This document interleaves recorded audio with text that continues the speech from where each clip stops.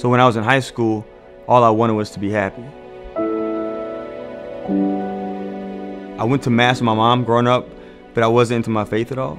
It just didn't make sense to me. I thought my life made sense without God. I had an incredible girlfriend who I thought I was in love with, had a best friend who I could talk to about anything.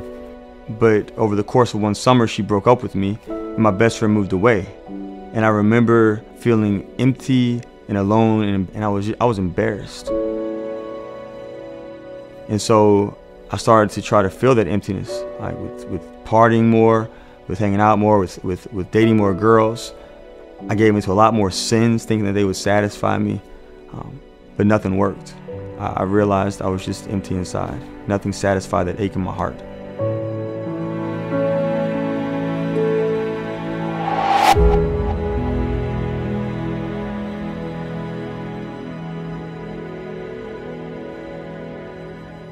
During my college years, I wanted reasons for my faith, and so I went to school just to learn more about my faith. But when I got there, it seemed like the answers that I received were things that just made me question even more.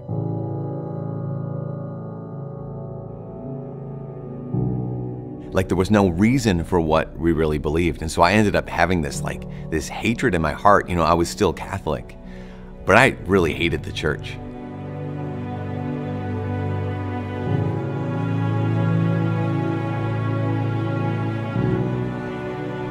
I even became a missionary after college, a full-time missionary in Central America. The mission I went to was super Catholic, and I got down there and I just was so angry at the church.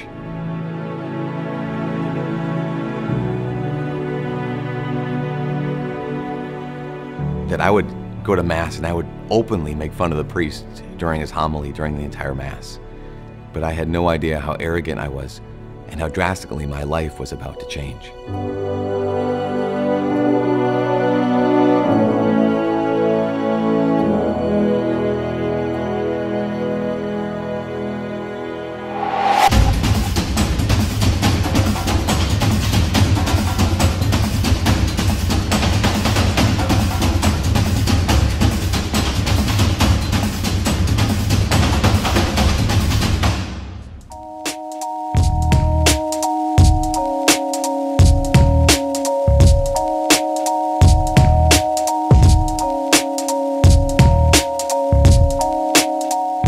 A friend of mine started to see how unhappy I'd become, and so she invited me to go on a retreat with her. But I didn't want to go. I did not want to go on this retreat because I wanted nothing to do with the church. I didn't think that the church could tell me anything. I didn't think that the church had anything to offer me. But I went, and I remember telling God, "You better make something happen on this retreat, or else I'll leave the church forever."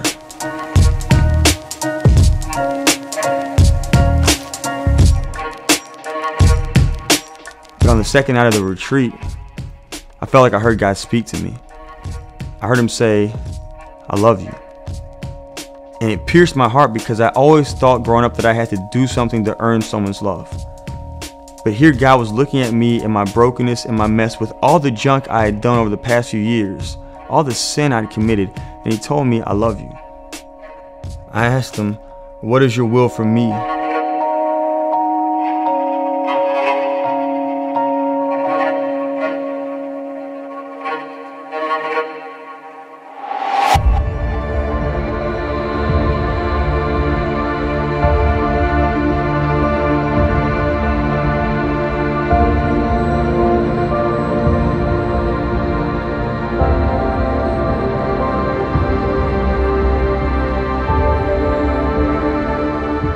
While I was at that mission, I got really sick.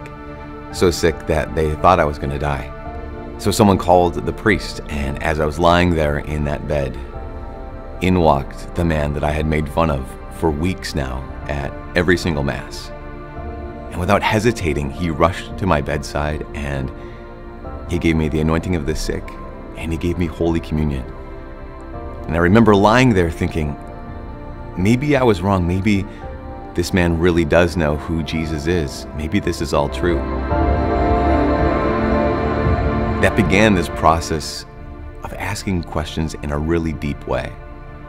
and finding the answers for the first time. And as I found those answers, something in my heart and in my mind changed, and I realized that I was not only falling in love with God, I was falling in love with His church that He gave us.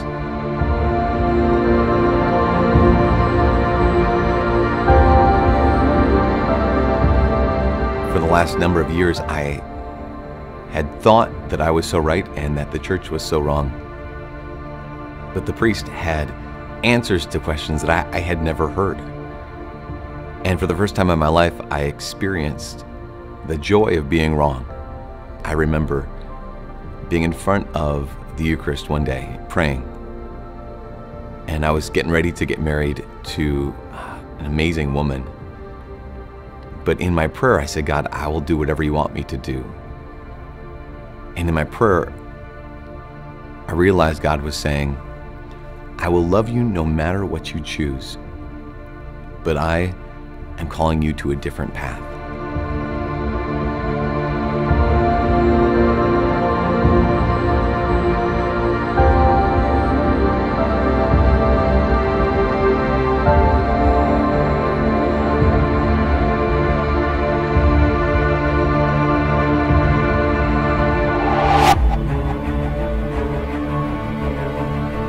After the retreat, I started going back to church more.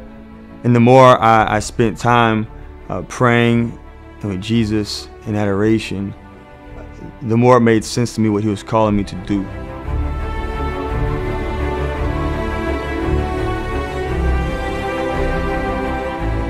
In that chapel, I heard God's voice, and it was crystal clear.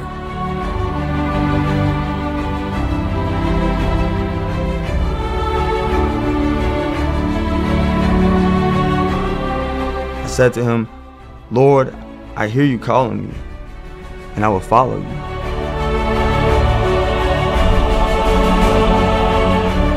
I will be your priest. I will be your priest.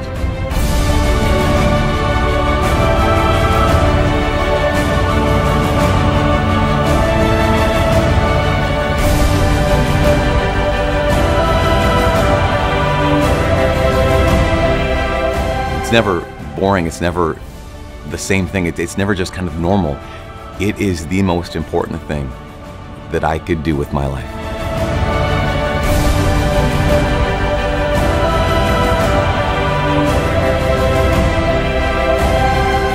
Before I entered the seminary, I thought that all priests were perfect. Then I got to seminary and I quickly realized I'm broken. I'm so broken.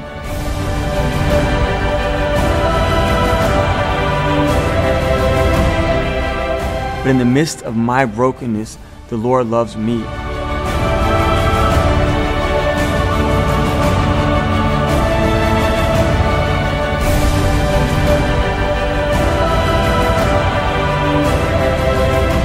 As a father, as a priest, I get to heal God's children. As a father and a priest, I get to feed God's children. In fact, all of the sacraments that are given to us by priests, they're the role of the father, of giving life and of healing and of feeding.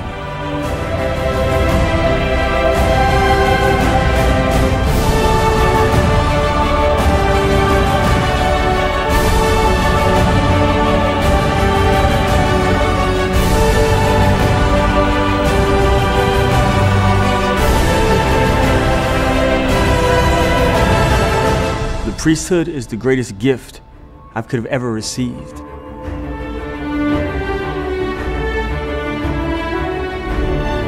I am unworthy to be a priest. Every time I'm at the altar and every time I say the Mass, the universe is changed. The world is different because of what God has done and continues to do through the Mass.